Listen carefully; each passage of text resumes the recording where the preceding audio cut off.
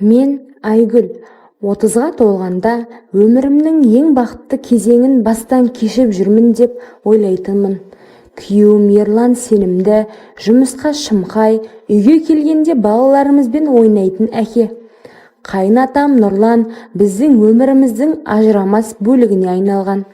Әйелінен айырылғанына 5 жыл болса да әлі жігерлі, келбетті ер адам.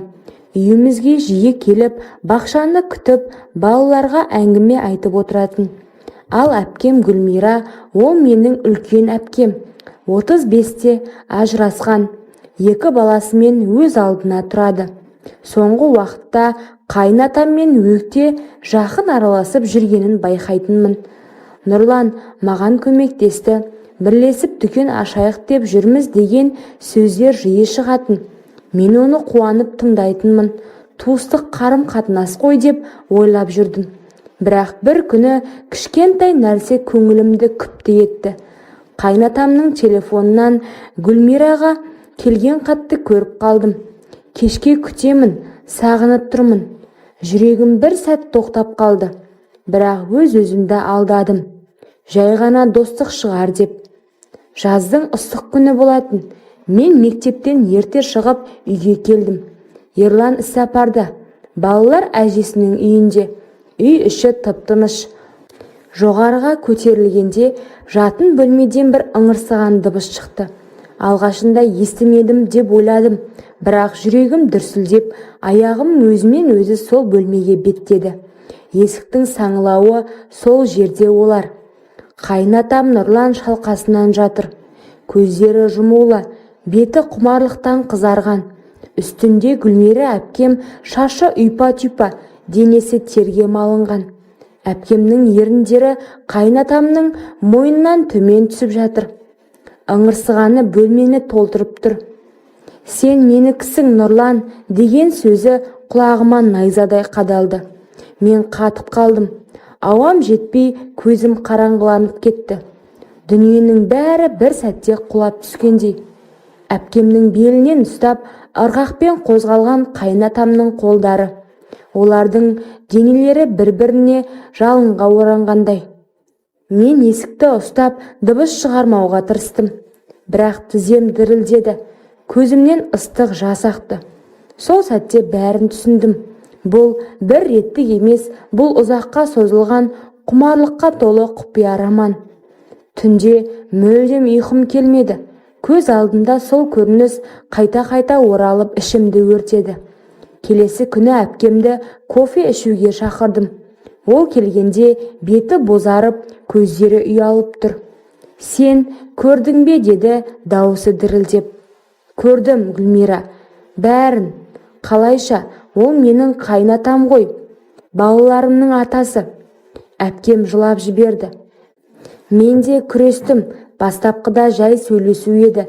Ол менің жалғыздығымды түсінді. Мен оның сағынышын толтырдым. Бұл тек дене емес, жанымызда жақын. Мен ашудан тұншығып, бірақ сонымен қатар өкініште бар еді. Әпкемнің ажырасуынан кейінгі жалғыздығын, қайынатамның жылдар бойғы жалғыздығын түсіндім. Бірақ бұл түсіну ауырсынуды жеңілдетпеді. Қайынатаммен сөйлестім. Ол үндемей тыңдады да, мен сенің отбасыңды бұзғым келмейді, бірақ Гүлмираны сүйемін деді. Сол сөз жүрегімді жарып жіберді. Күндер өте бастады. Мен білгім келмейтіндей, білмейтіндей жүруге тырыстым. Бірақ бәрі өзгерген. Ерлан үйге келгенде оған қарай алмайтынмын. Түнде қайынатамның әпкемді қалай құшақтағанын, олардың құмарлықпен болып жатқанын елестететінмін. Көре алмаушылық, қызғаныш, өкініш бәрі араласып жанымды жеп жатты. Бір күні Гүлмира маған келді. Тоқтатайық деп едік, бірақ тоқтай алмаймыз. Сен кешірсең. Мен оны қуып шықтым. Бірақ ішімдегі дауыс, сенде әйелсің, сенде түсінесің ғой деп сыбырлады. Отбасымыздың ішіндегі жарықшақ үлкейіп бара жатты. Балаларым, атам неге сирек келеді деп сұрайтын. Мен жалған күлімсіреп жауап беретінмін. Ішімнен өліп бара жатқанымды ешкім білмеді. Бір айдан кейін шыдамым таусылды. Барлығын Ерланға айттым. Ол алғашында сенбеді. Сосын ашуланып, ақырында үнсіз отырып қалды. Бұл отбасының соңы ма деп сұрады. Сол түні қайнатам мен Гүлмира үйге келді. Төртеуміз отырып сөйлестік. Көз жас, айқай, өкініш бәрі араласты. Нұрлан, қайнатам, мен кетемін, сендердің бақыттарың үшін деді. Гүлмира болса, мен де, бірақ жүрегім қаламайды деп жылады. Соңында шешім болды. Олар қарым-қатынасты тоқтатпай, бірақ жасырын ұстамай, ашық түрде жалғастыруға келісім берді. Мен ауыр жүкті көтердім.